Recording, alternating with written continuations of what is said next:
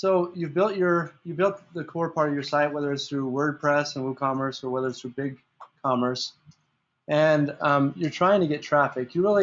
It's like almost a victory when you see. You guys ever see that commercial where the guys are sitting there looking and they see the dial hit 1, and they're like, "Hey, we got an order," and then all of a sudden it starts taking off. You guys remember seeing that commercial?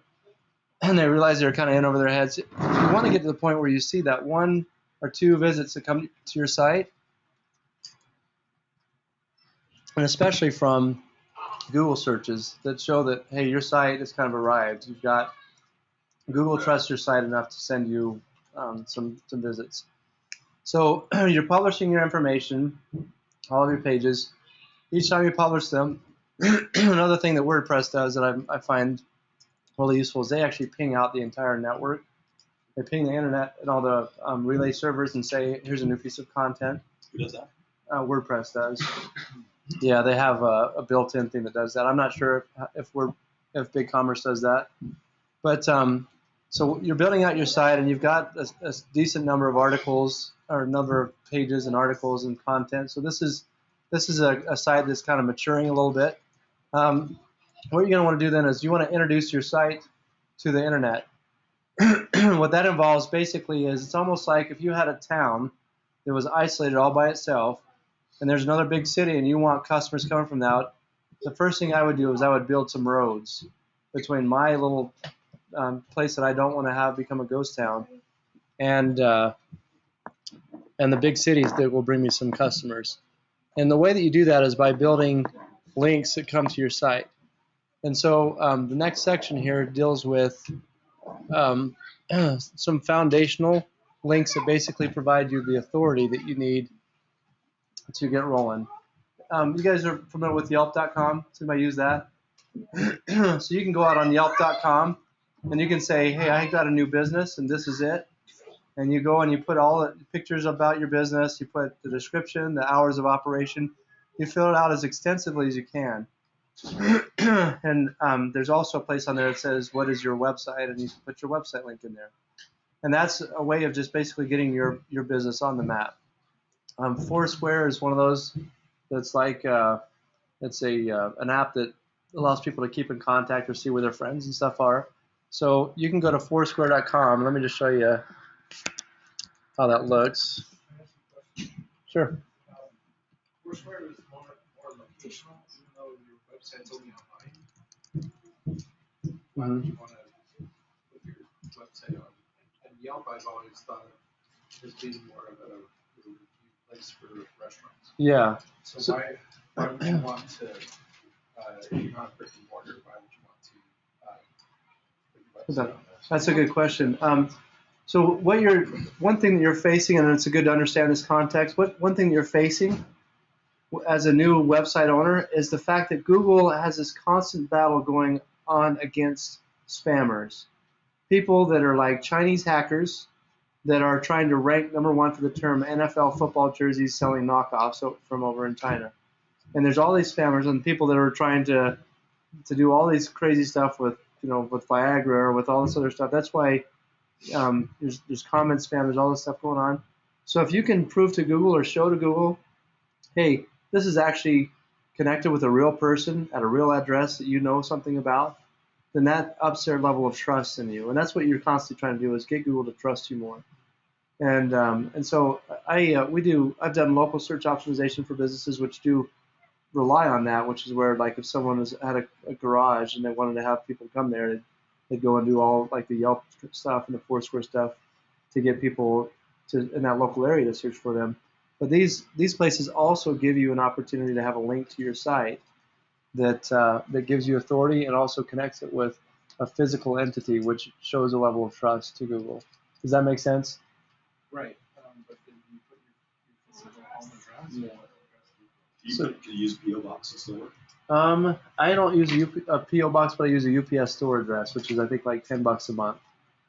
So you will notice if I put in my address here, if I just search for 803 North, 1400 East, Lehigh, I think that you'll notice on here that Google thinks that this is prohealthcareproducts.com. Mm-hmm. You can tell that I have been doing a little bit of marketing because My neighbor across the street is Fourth Quarter Sports, and then Bryce next door is New Day Media. So these guys live next to Knucklehead, who's a local search marketing guy. But yeah, so this almost looks like a commercial zone.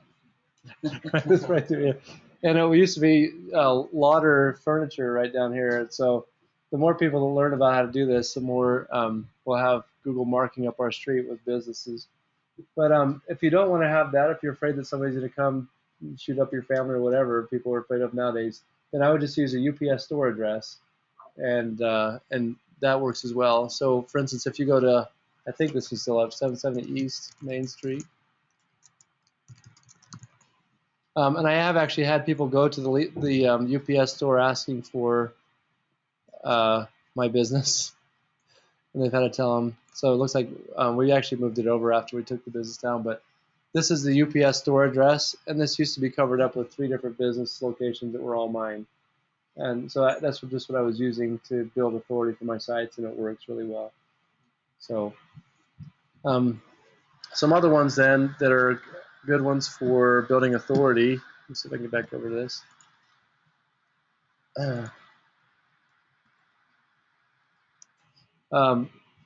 Matt Cut. Actually, I spelled his name wrong. It's C-U-T-T. And Matt Cut's blog. Let me fix that. It bothers me. You can actually go leave comments in there. Like I wouldn't publish to him that I had told all you guys this, because he might go and he's the web spam guy at Google, and he's kind of in charge of them filtering out spammy sites. But you can actually go on his blog and leave a comment, and he'll leave it in there if it's a legitimate comment. You know, if you go in there and your comment is something like, "Hey, go buy horse tag products from my store," he would not. But if you are engaged in discussion and you provide valuable stuff in there, then he will actually leave it on there. Let me just show you what I'm talking about. So he has all these articles out here. Fun mosaic effect with Go. He does blogs about gadgets and things like that. But if you go down to the bottom, people can actually leave comments. And so this guy, if you click on it, it links over to his website. So that's just an easy way to get a link that comes from a site that's pretty reputable. Let me go back and look at some of the other ones that I've used. There's actually, this is just like the tip of the iceberg. In fact, it's not even that. There are link building and making it so that you have authority from Google it's hundreds of hours of class and education in and of itself.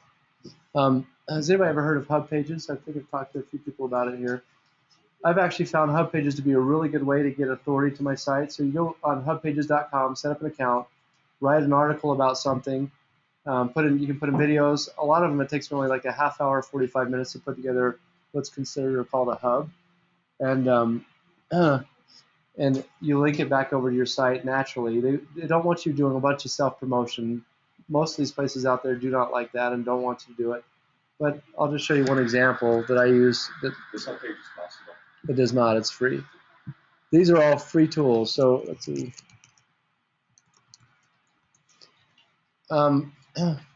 So this is one. Dexterity test is something that allows you to just see how fast you are and things. They use it for skills assessment for job training and things like that.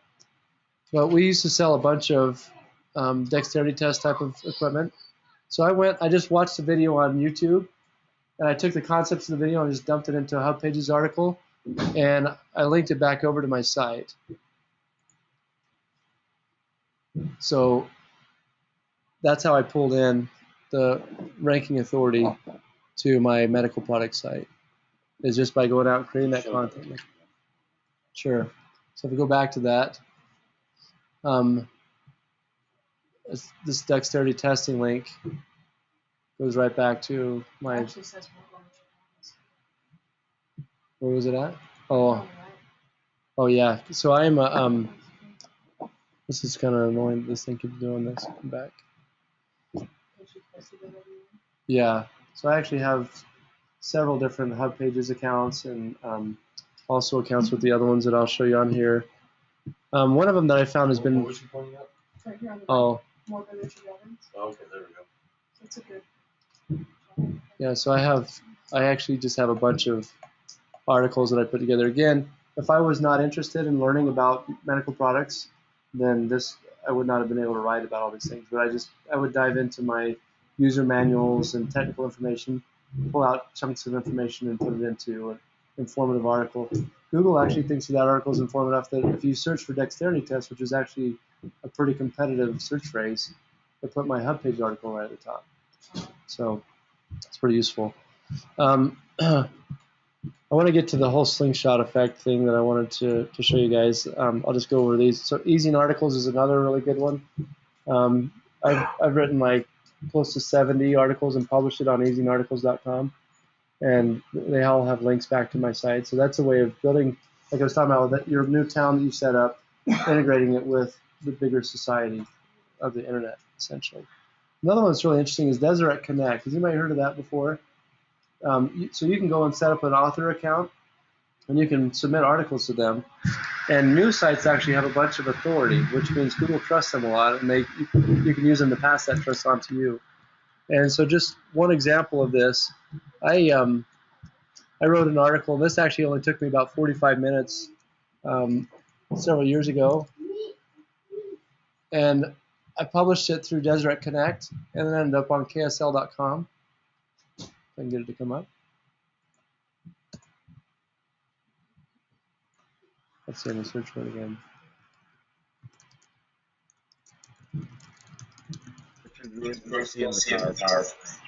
Oh, you are?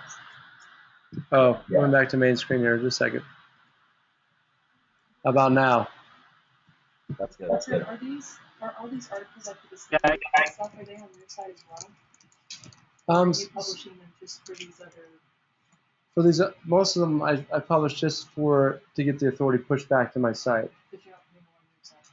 I don't in a lot of cases. Some cases I do if I feel like it's something that will be really beneficial. But the specific reason why I'm writing the article and publishing it is to draw in authority and ranking what they call link juice into my site.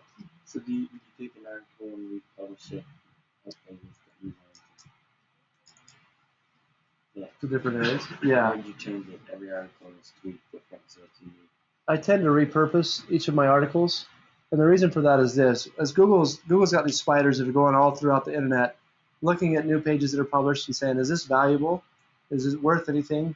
And if it looks at an article and sees that 80% of it is the exact same content as it's seen somewhere else, it actually stuffs it aside in what's called a secondary index and doesn't really, unless there's other signals, it doesn't really use it that much. And so that's why a lot of these, it's just completely original content. Google has never seen it before. They index it. They think this is good stuff. So they give it almost like a stamp of approval that says that authority now is coming to my site is a little bit more valuable. I do know of people, though, that will publish articles elsewhere, and then once it gets indexed by Google, they'll then go and publish it on their own site as well. So there's nothing wrong with doing that. It's just that if you are using the same article and publishing it across a network of a bunch of different places, and it's duplicate content that's maybe not as valuable. Can I ask you one question? Sure. So somebody told me that, so obviously getting a link to your site is kind of like a popularity vote from Google to link to you. Uh-huh. But if you put a link on your site going back out saying, hey, look at this link that I have, that they cancel each other out. I've heard that. I'm not sure if it's true. Is that it's called reciprocal link that cancels that? Is that true or not? So link exchanges, they still have value. Any link coming to your site, but If I you would link say back to it, does that hurt you?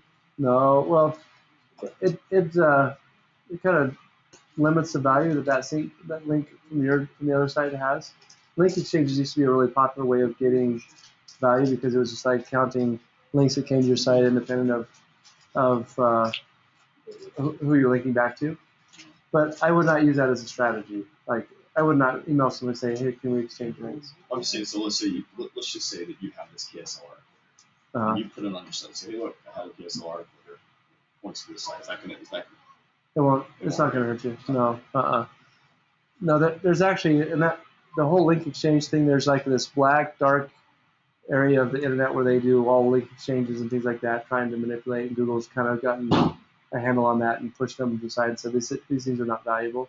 It's always considered in context of what the quality is of your site. So you don't. I wouldn't worry about linking. If I link back to KSL and said, hey, they published my article, it would not hurt me at all. But you can see in here, So I went through the Deseret Connect. You can go sign up as an author. Anybody can do it. It's free. They actually love it because they get content. But this was an article about my wife took an order from somebody in Miami who ordered 50 of these body fat analyzers, and she was using a stolen credit card. That happens too. So we're not going to talk about fraud during this, but beware that that's out there. You need to protect yourself.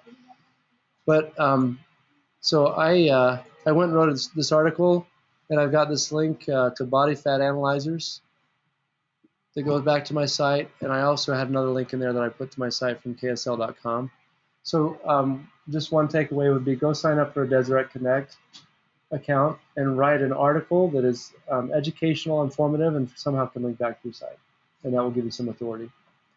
Let's go back to the. Did you link it back to the specific product page? Does it matter where on your site it links to? It does matter. If you link it specifically to your particular product page, and it's going to beef up the authority of that particular page itself. But I do a mix. I kind of mix it up between the individual product pages and to the categories, top level categories, and to the home page as well. So like my Yelp account, if you go sign up for an account on Yelp, it's like, hey, here's my business, and that link's going directly to your home page. When you write an article like this and you have an in context link that describes what you're talking about, and it's a body fat analyzer, and it goes right to that page, you'll see there should be a healthy mix throughout your whole site from your home page to your categories and down to individual pages. So let's go to the next section here. So this here is amateur's representation of the internet and my website. And we just talked about how you're trying to get your site to where it's connected to the entire internet. So there's basically some open passageways back and forth. And what I'm going to show you now really quickly, I'm going to go through one of these instances of developing accounts. But it's basically going to show you how to, and man, I just before the class today, I downloaded this cool tool that would allow me to write on my screen while I was instructing, but I don't dare even bring it up because I don't know how it's going to work. But could you imagine if I was drawing arrows between these parts of the internet and my website? And I'll show you then, based on that context, the next section. So, click. Okay, the slingshot effect. So I've had people that have come to me and said, I'm not sure what I want to sell. I need to do something in this area or whatever. Maybe they're not ready to set up to decide whether they want to do BigCommerce or WordPress. Maybe they don't have supplier accounts or anything like that. And so I tell them, well, why don't you go ahead and take advantage of what I call the slingshot effect. And that is this. I'm going to use Bryce as an example. Bryce and some of his brothers and cousins, somebody have figured out how to get huge followings on Google Plus to the tune of tens of thousands of people that are following them on Google Plus. Think of a slingshot. It's like pushing this thing forward. The further you do it, the more of these things you have built up on Twitter, Google Plus, Pinterest, Reddit accounts, StumbleUpon accounts, and it's like pushing a slingshot even further out. Then when you finally launch that thing, it gives it a lot of leverage to send you basically into the internet and make a huge splash. So I'm going to show you just one example of using Twitter.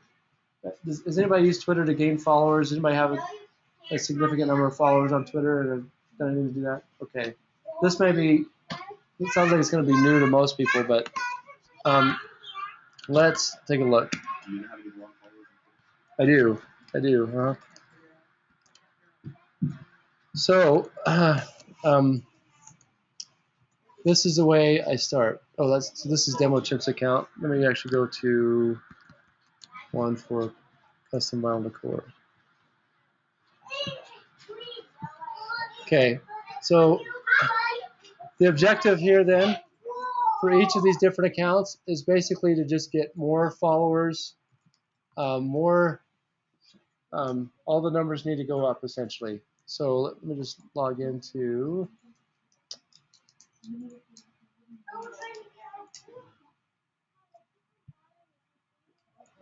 Okay, so I'm just going to log into my Pinterest and my Twitter accounts, or not. Let me grab the login. Do you use something like Hootsuite to manage them all? I have used that before, but I'm a cheapskate. I use all the free tools. So I use it for 30 days. Got it. No, I probably should be better at that. I actually, we're actually moving to Peru next summer for a year and setting up an internet marketing team that will be my version of Hootsuite, all my manual labor people that are doing internet marketing stuff. So I guess that's to save me the $20 fee per month. I'm moving to Peru instead. But we're actually doing a bunch of other stuff too, including software development and things like that. But I'm just going to pull up the login so I can get into this thing. I thought I had set up a login just based on my Twitter account, but so Roger, you saying, sorry, Richard, are you saying personal social media accounts or corporate social media accounts? These are for the company, so they're all based on the company name. You can actually leverage your own personal ones too to give it some more, to give some more attention in that slingshot. So Bryce has a huge Google Plus following, but maybe not for a corporate. No, yeah, but he knows how to do that. He will take that and he'll move it over to the Fit Brain Learning stuff, and then he'll quit school and everything will be awesome. Right? You always branded yours as the domain. Typically, I do, yeah, because I want everybody to keep that in their brain as much as possible. Sometimes you'll find that on Twitter and other places, a lot of times that whatever your domain name is kind of taken as far as a Twitter handle or Pinterest account. But just as an example, let me just show you. Steve and his wife have done. Where's Steve? Steve's in the back. Steve's my business partner with sweatshirtstation.com. And if we just take a look at what has been done on this. So we set a goal in November to get from, I think, what was it, 300 followers, Steven, to 500? I think was our goal, to get above 500 followers. And so, was your wife doing some pinning and stuff, or was that you? All I did is I went and started following a bunch of people. It was really simple. So It seems like for every 2 to 3 that you follow, one person's going to follow. And now that we have over 1,000 followers, every day we get 4, 5, 6 people that are following us back. So once we hit that 1,000 mark, I kind of stop following people and we go back and do some more to keep pushing up. We have 1156. Yeah, since over the last few weeks, we got over 100. Without doing anything on it, right? So I want football coaches maybe to come and order stuff from my site, or I want people that are, somehow we want larger orders. It would be nice if we had orders that were like in the $1,000+ range each time somebody ordered. And there's a way to actually craft your site so that you can connect with those people. In this case, so football coach. I'm just going to go and follow these people. That one actually probably don't need to. That's kind of a not very well developed account. I typically tend not to follow those. But if we go to boards, you can see here, if you look at this, like I love my football coach from Cassandra. Oftentimes they have a large number of followers that represent that persona of someone who's interested in sports. So I'll often just go through, again, I try to leave out the ones that are not very well developed. I want to have people that are actually engaged in Pinterest on a regular basis. And do you unfollow them afterwards? Born is very alive and well on Pinterest. I didn't know this until recently. Pinterest. Who's that? I said Born is very alive Oh, and well yeah. on Pinterest. So watch carefully. You'll see some people's picture there being appropriate. So obviously don't follow them. But what I do is kind of every day just kind of skim through what's being posted through, and if I see anything inappropriate, I quickly unfollow it. I don't want that kind of stuff. Yeah. Just Pinterest is hard. There's a lot of women that like to pin their workouts, and they don't dress very well when they do it. There's a lot of So, soft ones, but there's some pretty hardcore stuff too. so yeah, all of these things, you do have to be careful about that. It's I've been working with the church on trying to get members involved in doing more missionary work, and that's one thing we've constantly had to consider is the fact that there's a lot of traps that exist out there.